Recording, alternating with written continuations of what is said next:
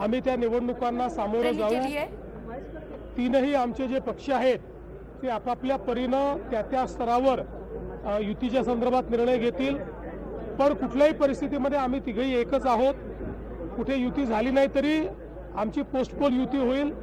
त्यामुळे मला असं वाटतं की या नगरपालिकेच्या निवडणुकीत महाराष्ट्राची जनता मोठ्या प्रमाणात आमच्या महायुतीलाच कौल देईल। उद्धव ठाकरे आज मराठवाडा विदर्भाच्या दौऱ्यावर आहेत, कसं बघताय दौऱ्याकडे?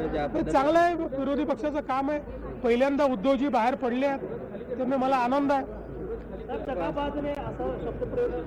आपल्या सरकारसाठी केला उद्धव ठाकरे टोमणे मारण्याच्या पलीकडे काहीच करू शकत नाहीत। मी तर यापूर्वी देखील सांगितलं की विकासावर केलेलं त्यांचं एक भाषण दाखवा पण 1000 रुपये मिळवा।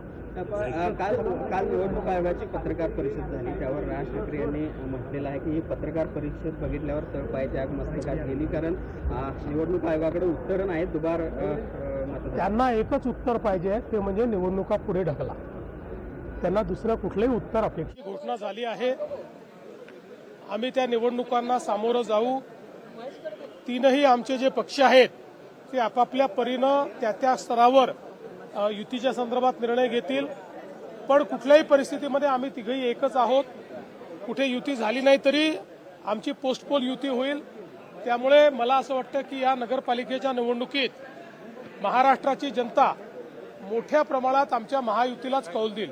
उद्धव ठाकरे आज मराठवाडा विदर्भाच्या दौऱ्यावर आहेत, कसं बघताय दौऱ्याकडे? हे चांगलं आहे, विरोधी पक्षाचं काम आहे। पहिल्यांदा उद्धवजी बाहेर पडले आहेत, त्यामुळे मला आनंद आहे।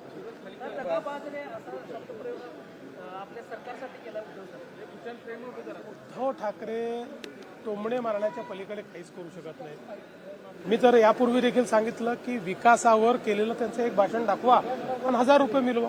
काल निवडणूक आयोगाची पत्रकार परिषद झाली, त्यावर राज ठाकरे यांनी म्हटलेलं आहे की ही पत्रकार परिषद बघितल्यावर तळपायाची आग मस्तकात गेली, कारण निवडणूक आयोगाकडे उत्तरं नाहीत। दुबार त्यांना एकच उत्तर पाहिजे, ते म्हणजे निवडणुका पुढे ढकला।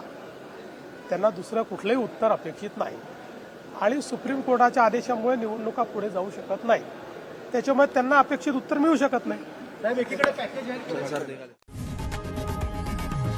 लोकशाही मराठी ऐका, पहा, जागरूक रहा।